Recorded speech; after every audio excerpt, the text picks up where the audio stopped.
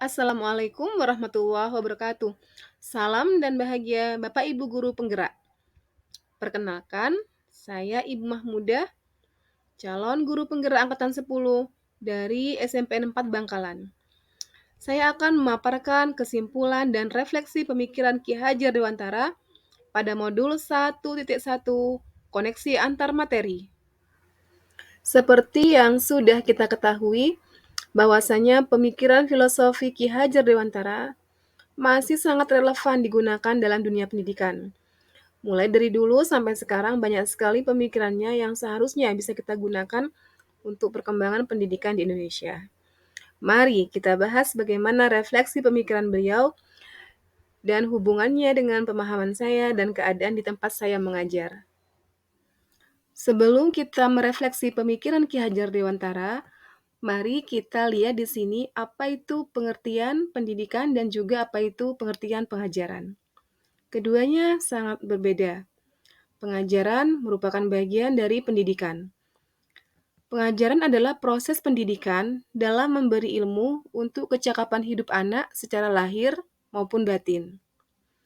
Sedangkan pendidikan adalah memberi tuntunan terhadap segala kekuatan kodrat yang dimiliki anak agar ia mampu mencapai keselamatan dan kebahagiaan yang setinggi-tingginya, baik sebagai seorang manusia maupun sebagai anggota masyarakat. Maka pendidikan menciptakan ruang bagi murid untuk bertumbuh secara utuh agar mampu memuliakan dirinya dan orang lain serta menjadi mandiri. Saya akan merefleksi diri melalui 3 pertanyaan sebagai berikut.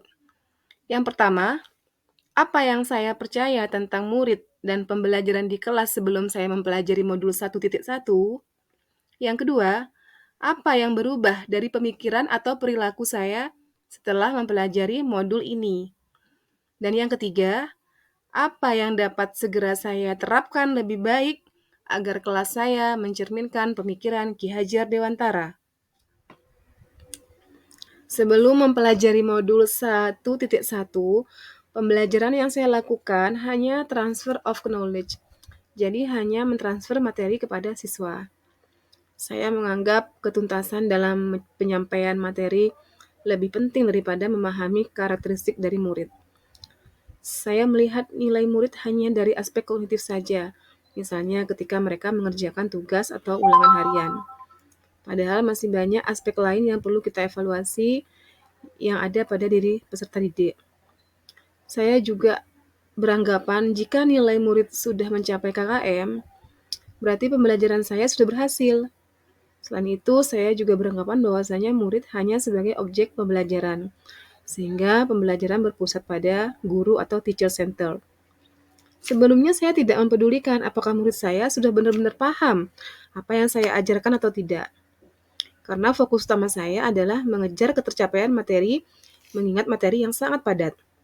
Saya pun hanya meminta siswa untuk menghafal, tanpa memikirkan bagaimana cara agar materi tersebut dapat dipahami dengan sepenuhnya.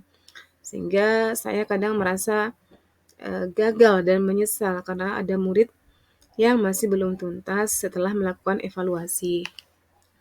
Setelah saya mempelajari modul 1.1 tentang pemikiran Ki Hajar Dewantara, saya menyadari bahwa apa yang saya pikirkan dan saya lakukan selama ini adalah salah dan tidak tepat. Seharusnya saya melakukan proses pembelajaran secara menyeluruh atau holistik, bukan hanya aspek kognitif, tapi juga aspek afektif, psikomotor, spiritual, sosial, dan budaya. Murid bukan sebagai objek pembelajaran, melainkan sebagai subjek pembelajaran.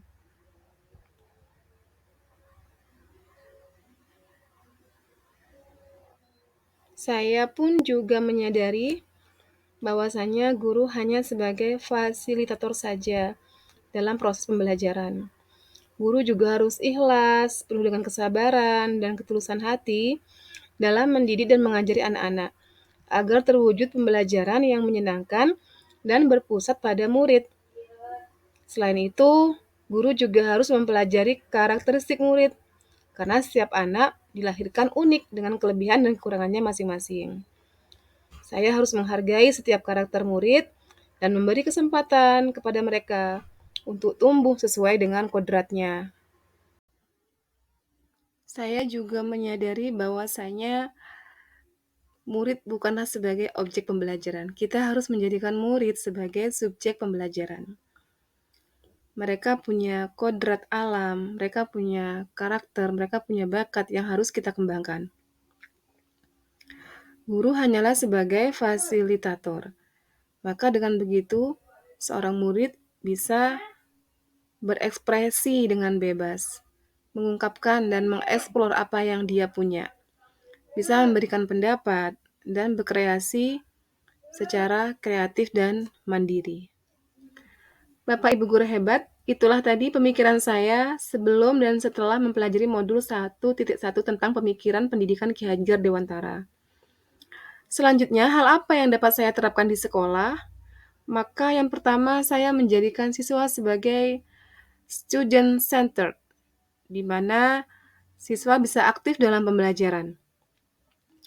Yang pertama, saya akan berusaha menciptakan suasana kelas yang positif dan mendukung, yang menyenangkan dan interaktif, dengan metode-metode dan strategi yang membuat siswa senang belajar dan paham dengan materi yang saya sampaikan.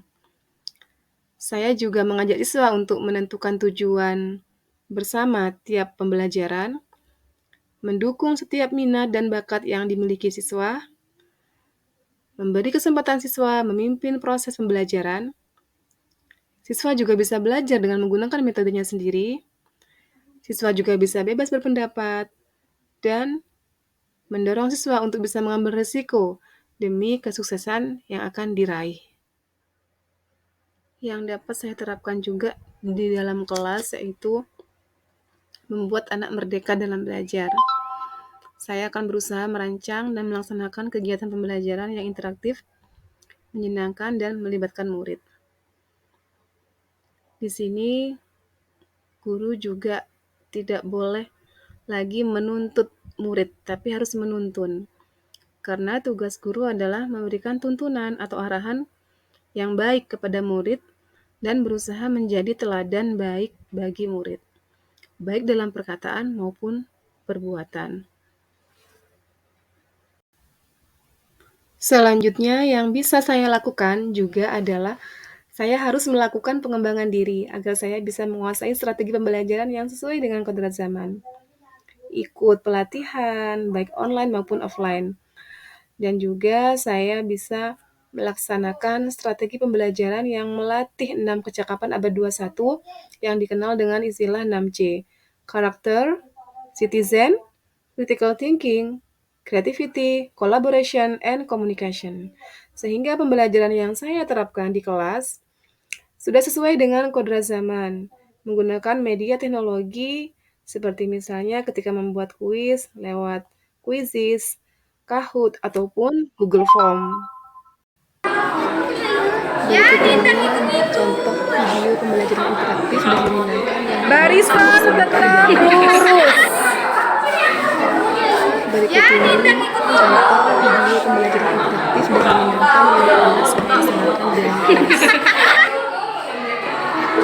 Berikut ini contoh. Demikianlah pemaparan saya tentang refleksi pemikiran filosofi Ki Hajar Dewantara. Terima kasih atas perhatiannya. Semoga bermanfaat. Salam dan bahagia. Wassalamualaikum warahmatullahi wabarakatuh.